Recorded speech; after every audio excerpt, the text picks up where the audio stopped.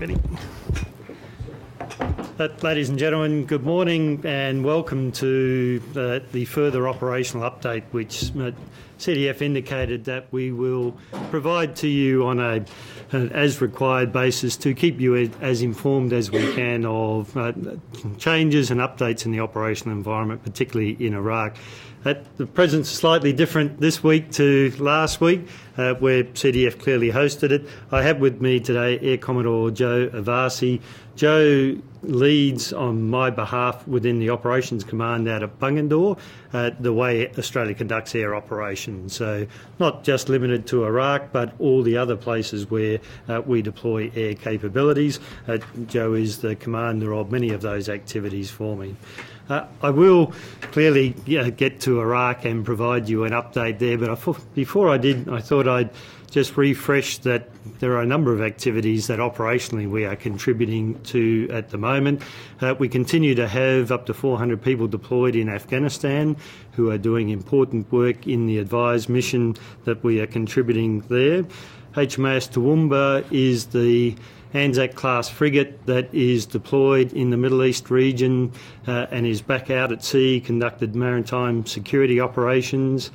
You would recall that quite recently she had a very significant narcotic interdiction of over 5,500 kilos of narcotic and achieving quite a substantial effect in the full range of missions that she performs. The HMAS Jules sailed from Sydney this week, and one of our major activities that we have in the latter part of this month is Operation Render Safe, which is an activity that we conduct throughout the Southwest Pacific associated with the removal of explosive remnants of war, largely World War II ammunition that was left behind after that conflict. The next activity that we have is going to be conducted in Bougainville, and we have ADF personnel starting to arrive in Bougainville now to set ourselves up for that activity, and Jules will arrive there later this month to start that. And then to Iraq. And what I'll do is give you a bit of a summary of a roll-up of where we are, and then very happy to take your questions at the end. Over the course of this week, our air operations in Iraq in particular have surged. The reason that we have done that is to enable a continued presence over Iraq while permitting other coalition forces to intensify their efforts in Syria. So we have been flying more missions than we ordinarily would so that the US and other coalition partners in particular can support particularly Kobani, and I will come to that. Our missions then have involved at least one pair of Super Hornets, often over the last few days, two pairs of Super Hornets that have been flying what remain quite long missions in the order of 8 to 10 hours for them to achieve the time that we aim for them to have over the ground in Iraq, supported by the E7, the Airborne Early Warning and Control aircraft, and the KC-30. So if I look at what we have flown since our aircraft arrived in the Middle East and just give you some of those statistics, the Super Hornets have flown 39 sorties, and this is as of yesterday. We had further missions last night. They've flown 39 sorties and crewing 276 flying hours. A sortie is one aircraft in a mission. Over the same period, the air-to-air refueler, the KC-30, has flown 14 air-to-air missions and provided over £1 million of fuel to coalition aircraft, predominantly the Australian Super Hornets, but also French Rafale fighter aircraft. And just as an indicator for you, a single mission by a Super Hornet could require it to refuel up to 4 times in a single flight there and back to their operating base. The E7 Wedgetail aircraft has flown 11 missions, accruing 126 flying hours. And that aircraft continues to provide a very important role of managing airspace, deconflicting aircraft movements, reporting and supporting back to the Combined Air Operations Centre to ensure that the various coalition aircraft are deconflicted with each other. As we announced late last week on the 8th of October, our Super Hornets struck an ISIL facility, which through subsequent battle damage assessment we have confirmed was destroyed, and a number of ISIL members were killed in that attack. Earlier this week, we had 2 pairs of Super Hornets attacked an ISIL military equipment and facilities in northern Iraq, also using their 500-pound bombs. And our indications from that attack that they were also successful.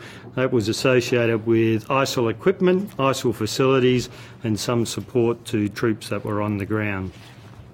Our Special Operations Task Group remains postured in the Middle East. The negotiations on the legal protections are continuing and are making progress. That group is ready to deploy once we have the authority to do so. We've supplemented their capabilities with some additional protected mobility vehicles that will be particularly useful against the improvised explosive device threat. But that group is largely prepared, they're trained, they're ready to go. Their mission, as we have previously briefed, is around providing support at divisional headquarters, brigade headquarters, and down to the battalion level. Excuse me. You've also seen the US have announced the name of their operation, and the Chiefs of Defence Conference that Air Chief Marshal Binskin advised you of last week has occurred over the last few days. We're waiting for the Chief to return, but Inherent Resolve is what the US is calling their mission. They've grouped together a coalition now of over 60 nations who are contributing to that.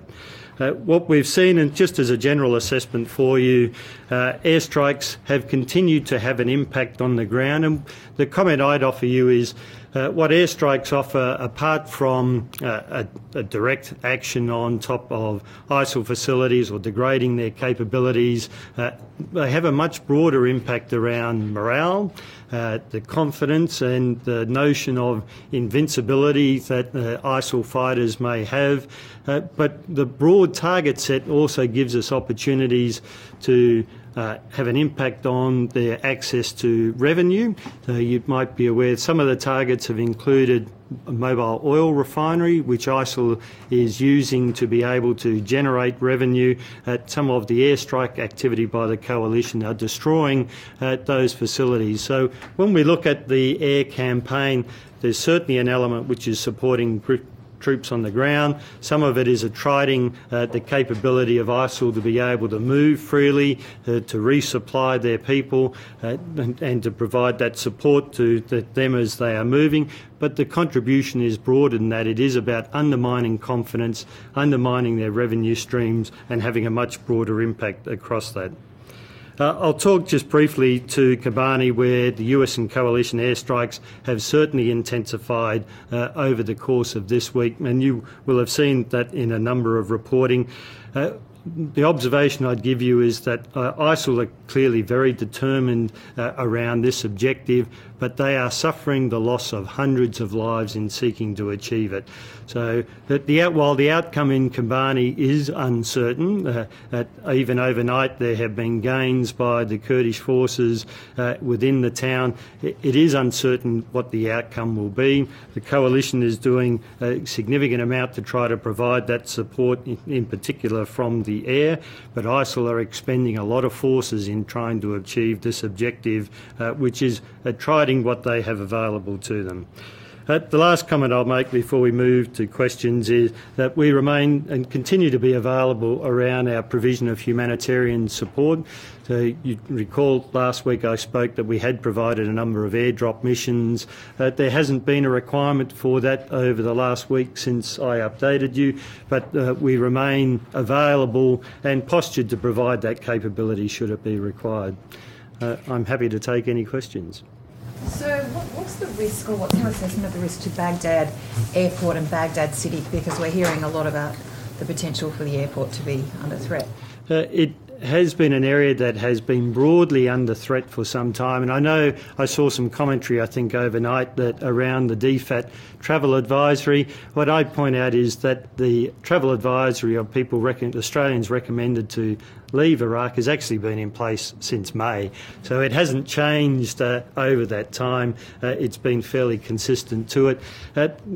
Baghdad environment has been fragile for some time, but there is significant forces, particularly Iraqi forces, that are postured around the environment in Baghdad to ensure it is secure.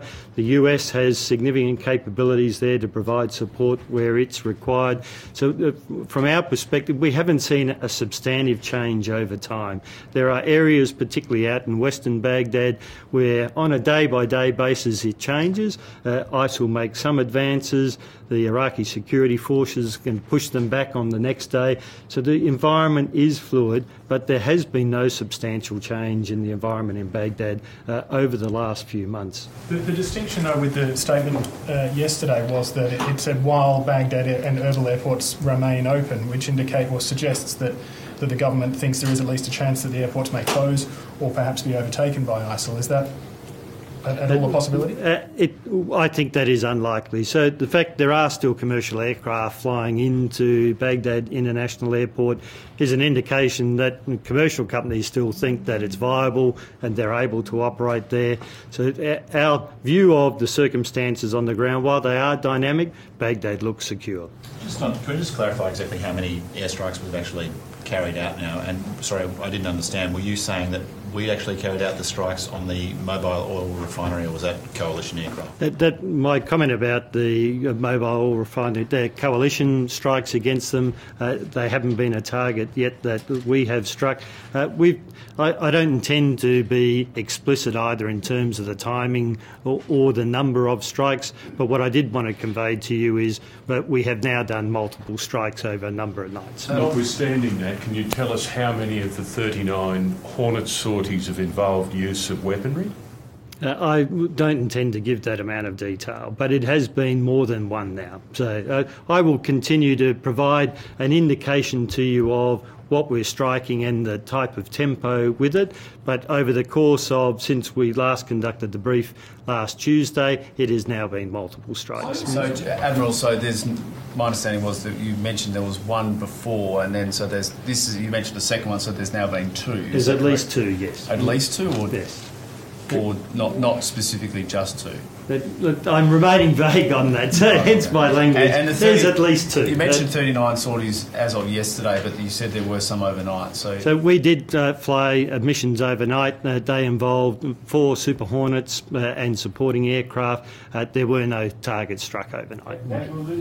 Interesting to hear you say that we've stepped up activity in the last week to allow the US to focus on Kobani and therefore on Syria, whilst we're not directly involved in the Syrian side of the conflict. It's obviously fair to conclude that Australia's contribution is very much allowing the US effort in Syria to step up, isn't it?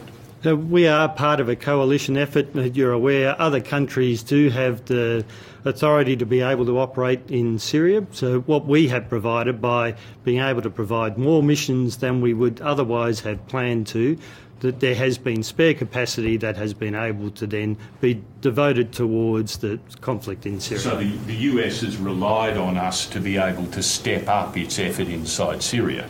It has been part of making sure that we continue to apply an important effect in Iraq, and where there's capacity to be able then to apply that as an additional outcome in Syria. That's true. And can you just clarify, how many missions altogether now? You said 39 and then a couple last night. My numbers were up until yesterday. So this morning our aircraft have only just returned in the early hours of this morning. So we have flown an additional 4 Hornet flights through last night. So if you add 39 sorties up until yesterday, add 4 more to there, up to 43.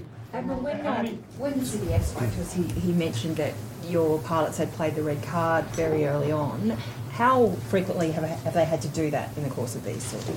There's been, and in part, and I'll offer Joe the chance to talk through it, perhaps just to give you an understanding. And I know there was a lot of interest in terms of the red card and how we use it. In general, though, the way we manage our missions are the planners inside the Combined Air Operations Centre know what targets are authorised as an Australian target. So that is part of the planning process where we work through with other nations of what can each nation do, what's an appropriate target for that particular nation within the authorities available to it. So the circumstances under which the so-called red card, or where during the conduct of a mission or otherwise we would deny the ability to strike, are infrequent. So, Vinny, did you wish to add any further comment to that?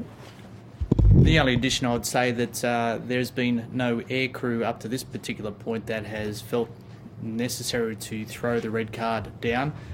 The only time that we have applied a red card is actually prior to the allocation in a particular mission itself.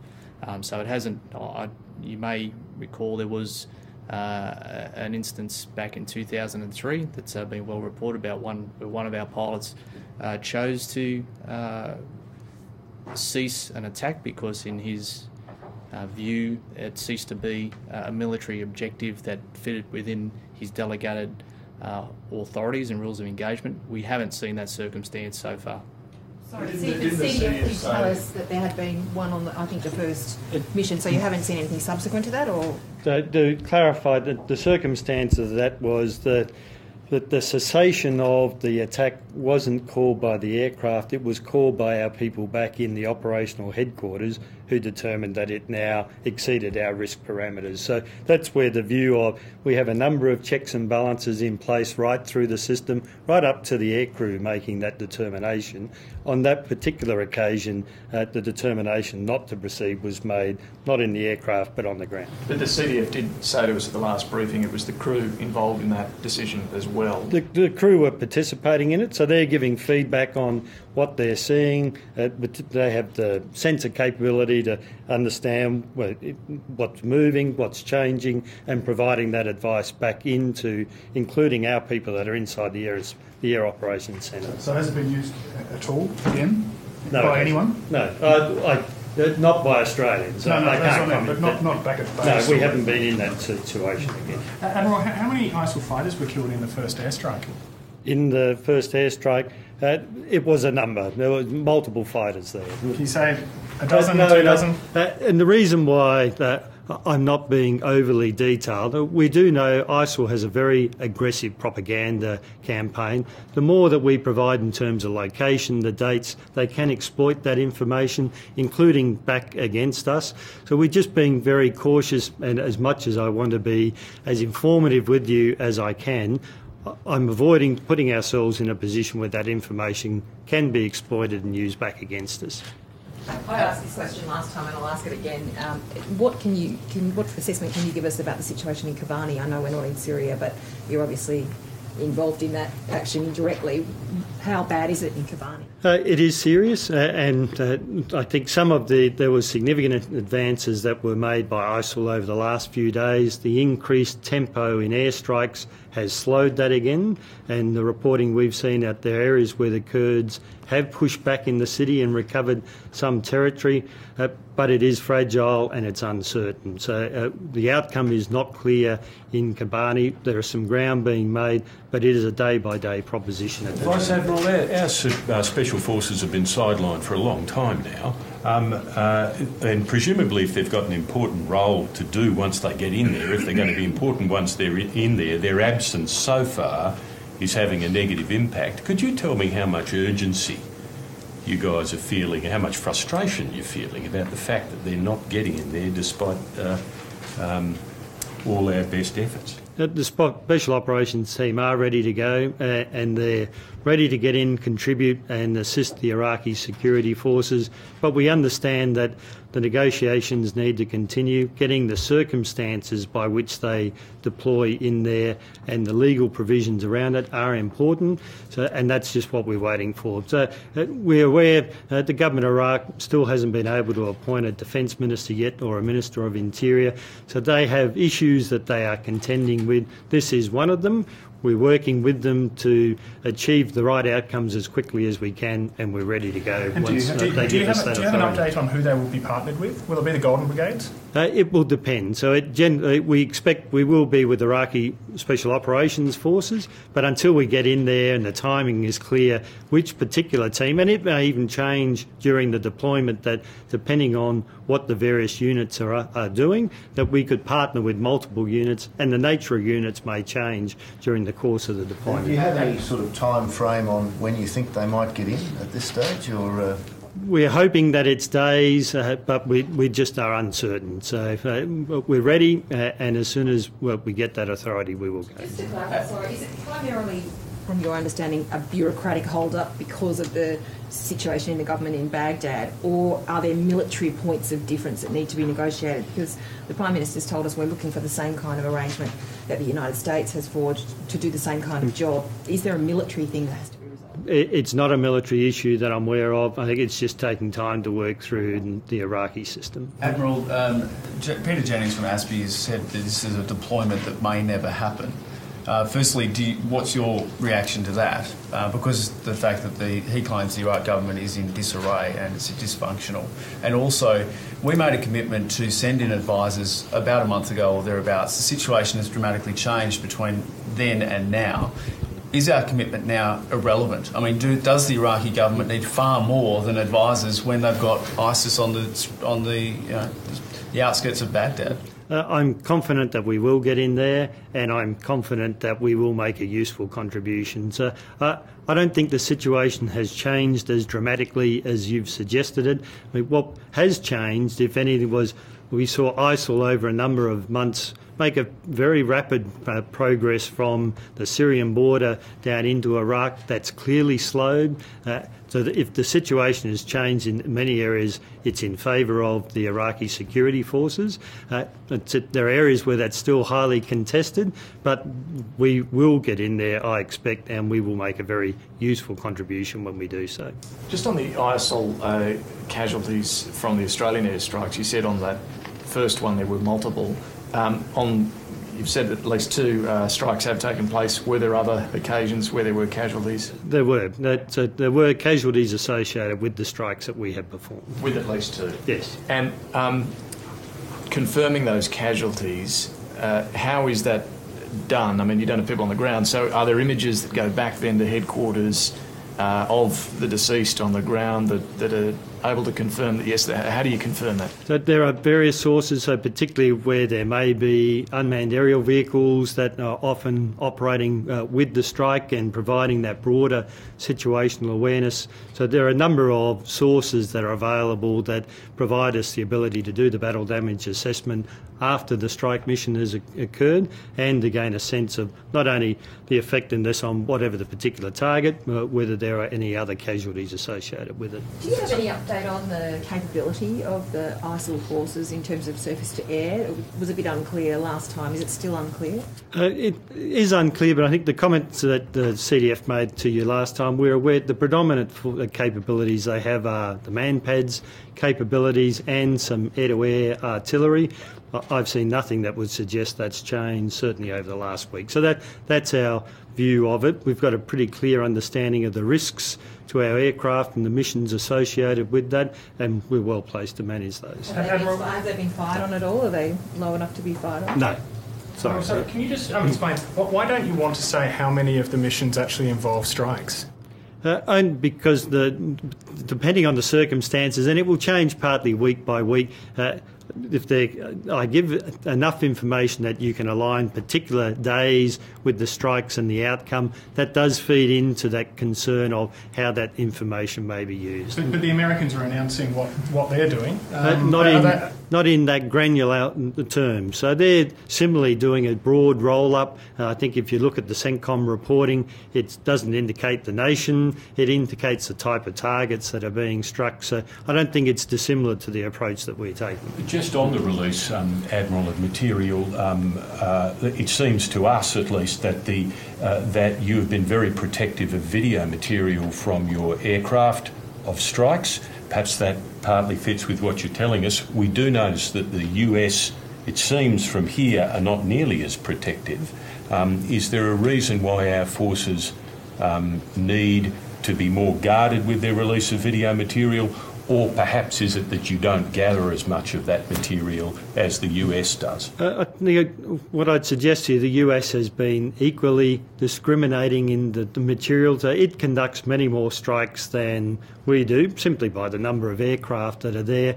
They don't release a great deal of the video or imagery that they obtain, so they similarly take a very cautious approach with it. The Australian practice has been consistent to the way we conducted operations in 2003. I think you've seen CDF made the comments over last weekend that there are people dying. The video does show that. We don't seek to glorify war. He used the expression, it's not a video game, so it is serious. The material can be used, and we don't. It's our approach that we don't release it. You won't release it full stop. That's your approach. The circumstances in which we do would be very limited. Which would make you release it on a more rare basis than the United States, surely. Perhaps, but that is our national approach to it. Can I just ask you about Anbar province? The CDF said last week that the airstrikes were having the effect that the IS couldn't move around en masse. There were some reports yesterday that Islamic State were massing tanks and artillery pieces to take a town in Anbar province. Is that your understanding that that's what's going on at the moment? They're launching a major offensive there? There has been additional objectives or ISIL's forces that would appear moving into that area right throughout the western approaches to Baghdad, which we've known for some time has been a key approach corridor that they've been seeking to exploit. So that the force changes do occur. The Iraqi security forces are equally providing additional capability out to the western side of Baghdad. So I think we're seeing part of that movement of forces and counter movement occurring in there, in part to make sure that that approach to Baghdad is secure. So how are they able to move tanks and heavy artillery around then, if there are airstrikes? There is air capability over Iraq, but it's being dispersed over a range of areas. And I mentioned particularly because Syria, the strikes back into Syria have been busy during the week.